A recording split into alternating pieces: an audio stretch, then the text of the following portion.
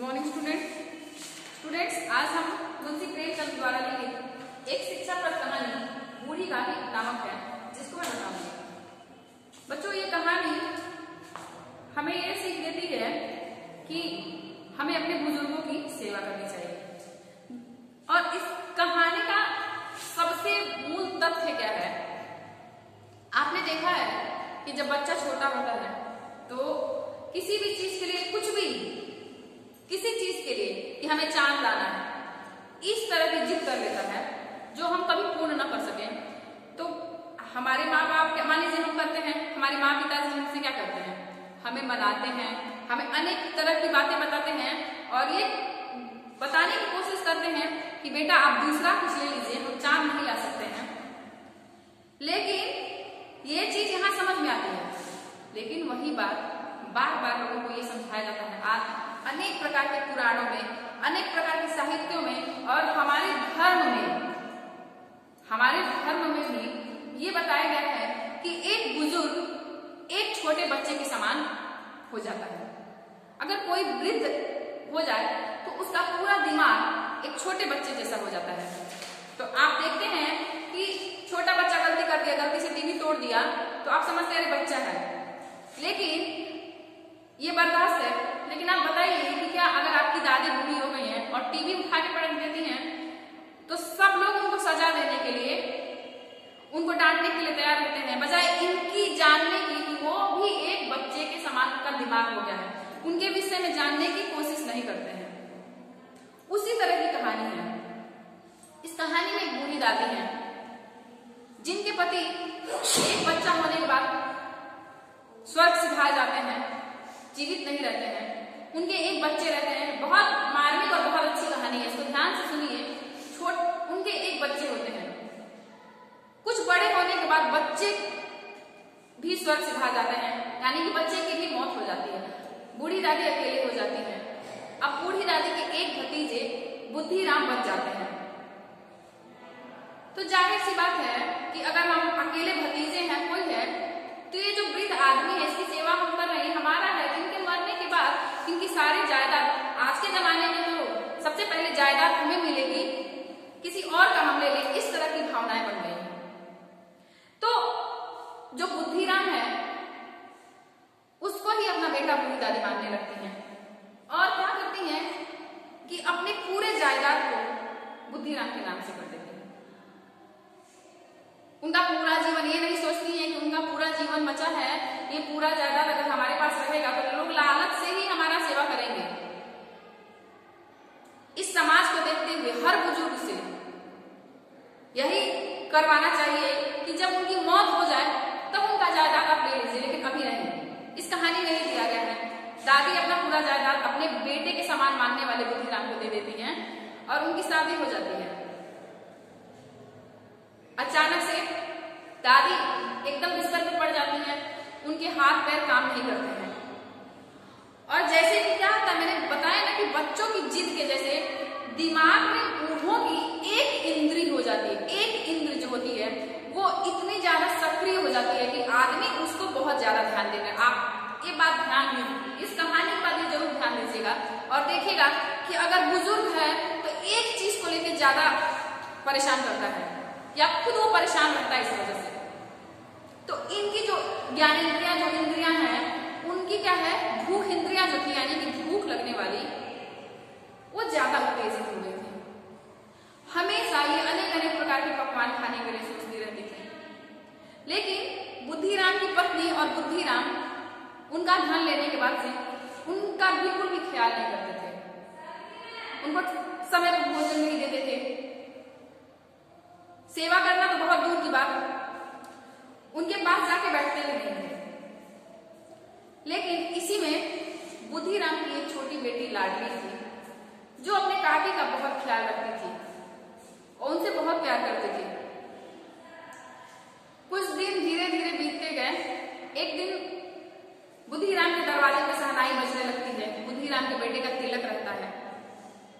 तिलक रहने से बूढ़ी दादी बार बार दिमाग में उनके आता है कि इतने अच्छे अच्छे पकवान बन रहे हैं, इतने अच्छे अच्छे पकवानों की खुशबू आ रही है, मुझे जरूर मिलना चाहिए। तो क्या होता है कि जब बुजुर्ग हो जाते हैं तो उनको समझ में नहीं आता है, तो वो कुछ भी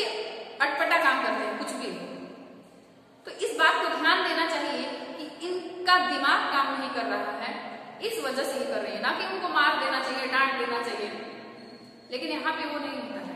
जब सोचती है अभी मिलेगा, अभी मिलेगा, कुछ प्रतीक्षा करने के बाद से उनको रखा नहीं जाता है तो धीरे से वो खिसकते हुए जहां मिठाई बन रहा होता है वहां चली जाती है।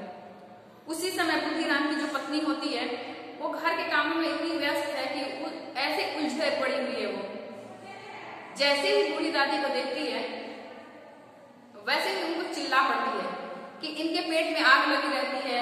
आजकल के लोग नहीं बोलते हैं इस तरह से, अनेक प्रकार की खराब भाषाएं बोलने लगती हैं। दादी चुपचाप रखी, अभी पूरे रिश्तेदार नहीं खाए हैं, इनको ही पहले खाना चाहिए, अनेक प्रकार की ताने देती है।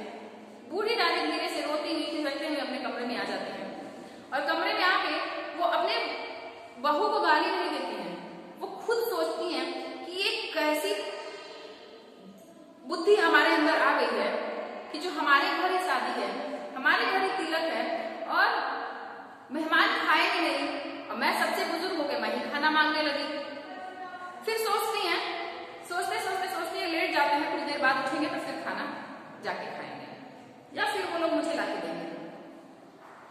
अब अटपटा काम वही जैसे बच्चे करते हैं ऐसे बुजुर्ग लोग भी कर देते हैं। अब अटपटा काम होता ये है कि बिस्तर पे बैठ के गाना गा रही होती है, फिर दिमाग में अचानक से उनके आता है अरे ये तो इतना देर हो गया, लग रहा सब लोग खाना खा लिए, अब मुझे खाना ही नहीं दिया इन लोगों ने। फिर वही काम करती हैं, धीरे से सरकते हुए आती हैं और आकर देखती हैं कि अभी तो हमारे यहाँ के मेहमान कुछ लोग खाना खा रहे हैं, कुछ लोग बैठे हुए हैं। अब उस बीच में जैसे आती है बुद्धिराम उनको देखता है, उनको पकड़ के और घसीटते ले जाके उनके कमरे में पटक देता है दादी को।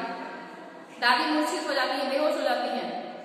कुछ देर बाद उनको होश आता है, लेकिन बुद्धिराम और उनकी पत्नी इस हरकत से ये निर्णय लेते हैं कि आज के दिन बूढ़ी काकी को खाना नहीं दिया जाएगा, उनकी गलती का उनको एहसास कराया जाएगा। जबकि उनको ये सोचना चाहिए कि उनको भूख लगी है, अगर हम बूढ़ी हैं, अगर हम मान रही हैं खाना तो मेहमानों से पहले अगर बूढ़ी दादी खा लेती है तो क्या बिगड़ जाता है, क्या चला जाता है हमारा। लेकिन उन लोगों ने ऐसा नहीं सोचा। उसके बाद से लाडली को बड़ा दुख हुआ। लाडली अपना जो खाना खाई थी वो चुरा के रख दी और अपने माँ के सोने का प्रतीक्षा करने लगी।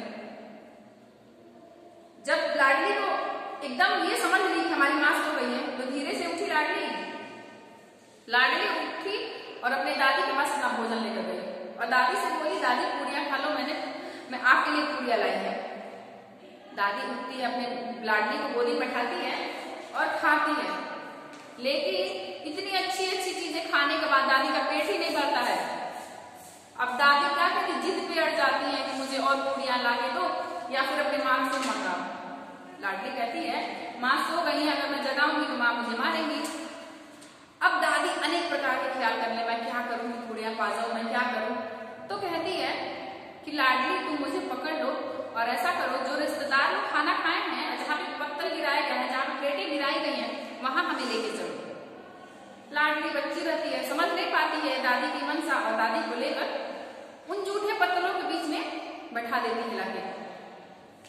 दादी उठती हैं, जितने पत्तल में टूटी हुई रोटियां, सब्जियां, जितनी छोटी छोटी चीजें सब बीन बीन के खाना शुरू कर देती हैं। अचानक से लाडली की माँ की नींद टूट जाती है और लाडली की माँ देखती हैं कि ये बूढ़ी काकी क्या कर रही है।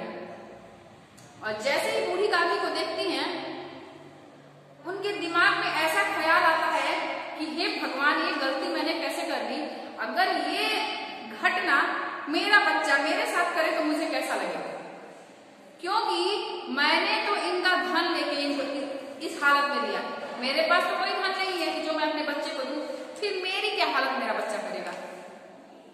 इसको देखती हैं, उनके आंखों में आंसू आ जाते हैं। सम्मान पूर्वक अपने बूढ़ी काकी को पकड़ के अंदर ले जाती हैं और एक थाली भर के खाना लेके आती हैं। कहती है काकी भोजन कर लीजिए। और आपने जैसा कि देखा है छोटे बच्चे कितना गुस्सा करें और आप लोग एक टॉफी दे दीजिए तो बच्चे सारी बातें भूल के आपसे फिर वही प्यार की बातें और प्यार से रहने लगते हैं।